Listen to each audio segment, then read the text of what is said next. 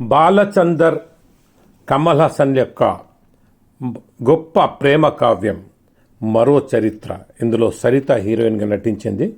ఇది తెలుగులో మాత్రం తీశారండి, తమిళ్ జోలికి వెళ్ళలేదు. ఈ సినిమా రిపీట్ ఆడియన్స్ ప్రీతగా ఆడింది. చాలా చాలా గొప్ప పాటలు. ఒక తమిళ యువకుడు విశాఖపట్నంలో ఒక తెలుగు అమ్మాయిని ప్రేమిస్తే తెలుగు రాని తమిళ యువకుడు ఏ రకంగా కష్ట సుఖాలు అనుభవించాడని చాలా చక్కగా తీశాడు బాలచందర్. ఇది దుఃఖాంతం అవుతుంది.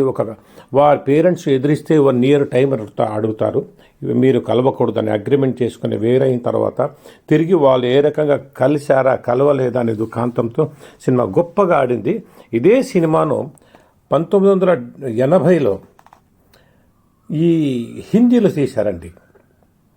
హిందీలో ఏక్ దూజే కే లియే అని పేరు పెట్టారు. హిందీలో కూడా బాలచంద్ర డైరెక్షన్, రతి అగ్నిహోత్రి, మాధవి 2 చోట్ల ఒకే పాత్ర. అక్కడ తెలుగులో కూడా మాధవి నటించింది, ఇక్కడ కూడా మాధవి నటించింది. అంటే మాధవి కమల్ హాసన్ ఆఫీస్లో ఉంటుంది, అతన్ని ప్రేమిస్తూ ఉంటుంది. ఈ రకంగా అక్కడ ఇంకా ఇంకా బాగా హిట్ అయింది. అవార్డ్స్ కూడా విపరీతంగా వచ్చాయి, ఫిలింఫేర్ అవార్డ్స్. ఇందులో ఒక పాట ఉందండి హిందీలో మాత్రం, తేరే మేరే బీచ్ మే కైసా హై ఏ బంధన్ అంజానే అని. అదే రకంగా తెలుగులో కూడా అన్ని పాటలతో పాటు ఒక పాట ఆయనకు ఆ అమ్మాయి బలవంతం చేస్తుంది ఒక పాట పాడమని చెప్పి. అతను రాదు, కానీ తెలుగు సినిమాలు చూస్తుంటాడు కాబట్టి తెలుగు సినిమాల పేర్లతో కూడిన ఒక పాట, ఒక వెరైటీ, కలిసి ఉంటే కలదు సుఖం అనే అన్ని పేర్లతో ఆ పాట. ఈ రకంగా ఆ రోజుల్లో ఒక ప్రేమ కావ్యంగా గొప్పగా జరిగింది.